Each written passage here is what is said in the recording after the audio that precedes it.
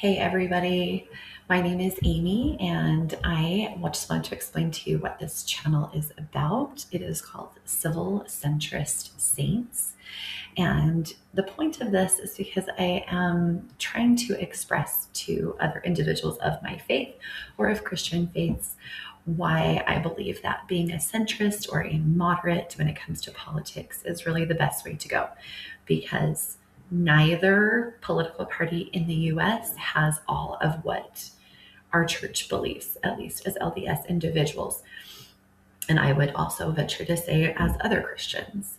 So I'm going to show you a couple of documents I've created to hopefully show you this. So this first one is, these are both called Living in the Middle. This first one says along the top, neither side, so this is neither the Republicans or the Democrats, want to admit that they are being coercive, but they both are. Okay, so in the LDS religion, we believe strongly in agency. That's a huge thing. We believe in people's freedom to choose.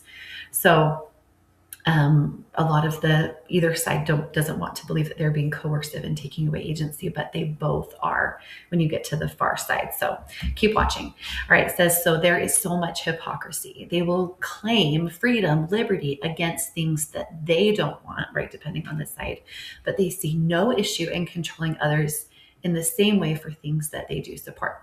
Okay, so if you can look at this document, it says the more policy created to control morality, the closer to the far sides we get. So you can see I've got this line, and the line, if you get right in the middle, that's being a centrist. Then I've got on this side the Democrats and the Republicans. Those, if you are just a moderate Democrat, moderate Republican, you're still in that high agency over here. You can see the agency is still high. Okay, if you ascribe to one of those parties. Democrats in general, right above that, believe a big part of their party is equal rights for all. A big part of the party for Republicans is order and tradition. Now, if we stay in that thick line, our agency is pretty high to be able to vote the way that we want to vote. However, the further towards the extreme sides, so the more you get on the Democrat side, the closer to communism you get.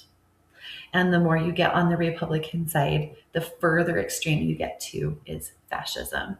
So if you look underneath where it says Democrats, it says they control morality, because we should accept everyone and let live and let live. So an example of this is canceling authors, right? If they find out that an author doesn't include a gay couple or is against some immigrant policies or something like that, they'll cancel authors. Affirmative action is another example where Democrats are trying to control and say, we want everyone to have the same equal rights, and so we're going to put affirmative action policies into place. Okay, that's a way of controlling on the Democrat side. Then over on the Republican side, they want to control morality in their own way because of their religious or traditional values. So an example is like book bans. They say, oh, I don't want my child to read this, what I view as pornography, and so I'm going to make it so that no kid can read that. Or instead of believing in equity and giving certain people a leg up that do have a harder time, they call it DEI, which has become this term for it's bad, right? If people get a leg up, if they are in a minority or other non-privileged group, right? So again, both sides, far sides, are really trying to control morality in their own way. But they don't want to accept it because they're saying, well, I'm being moral, right? Democrats far on this side, well, I'm being moral, so I can control it this way. Republicans, well, I'm being moral, so I'm going to control it this way.